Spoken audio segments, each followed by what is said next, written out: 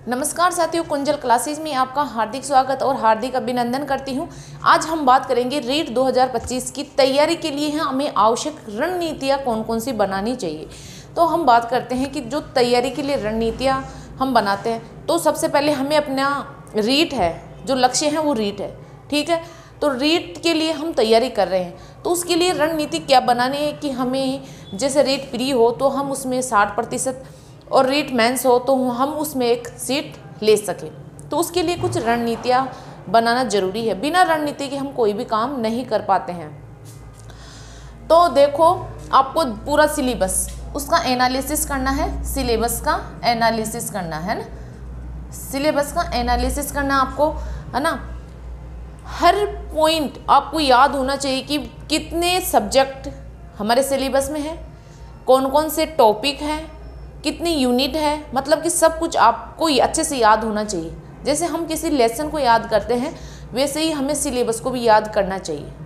मैं अपने अनुमान के अनुसार कह रही हूँ कि ऐसा होना चाहिए, क्योंकि अगर आपको सिलेबस याद होगा तो अगर आप पेपर भी पढ़ रहे होते हो, जैसे आपके सब्जेक्ट में भूमंडलीकरण है या फिर और कोई सब्जेक्ट है ना, तो इससे संबंधित अगर कोई चेंज होता है ना, और पेपर में कोई उससे संबंधित कोई बात आती है तो आप फटाक से सोच लेते हो कि हाँ ये मेरे सिलेबस रीट के सिलेबस में है और हाँ ये नया क्वेश्चन है तो ये बन सकता है, तो आप वहाँ से अब्जॉर्व कर सकते हो, है ना। तो सिलेबस आपको अच्छे से याद होना चाहिए, है ना। पहली बात, सिलेबस आपको कंप्लीटली याद होना चाहिए, ठीक है। दूसरी बात, अब आपको सबसे पहले कठिन टॉपिक,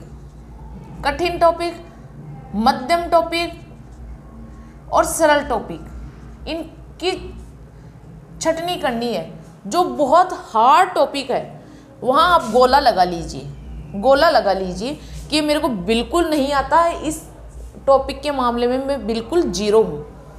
गोले का मतलब है कि इस टॉपिक के मामले में क्या हूँ, मैं बिल्कुल जीरो, मुझे कुछ नहीं आता है इस बारे में।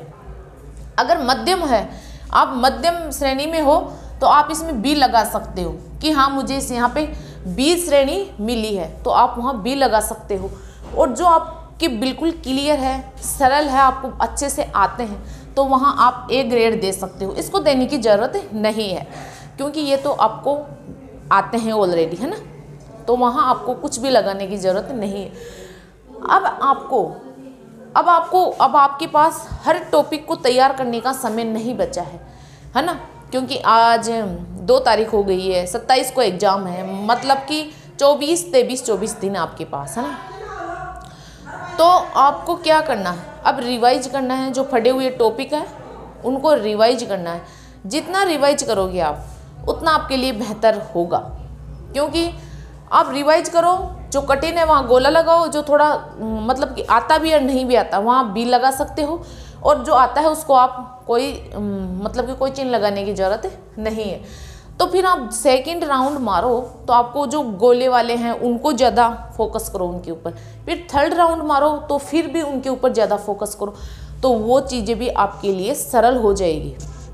पहली रणनीति है। दूसरी रणनीति आपके लिए यह है कि पुराने पेपर आज से लेकर 2025 से लेकर 2000 यानी कभी भी, मतलब 10 पेपर लगे हैं, चाहे 20 लगे हैं, चाहे 30 लगे हैं, जितने भी पेपर लगे हैं, वो मैं आपको पहले भी बोली थी कि पुराने पेपरों की आपके पास बुक होनी चाहिए जो एग्ज़ाम में आए हुए हैं।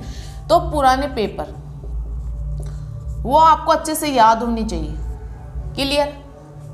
पुराने पेपर आपको अच्छे से याद होनी चाहिए। आपके जितने भी ऑब्जेक्टिव क्वेश्चन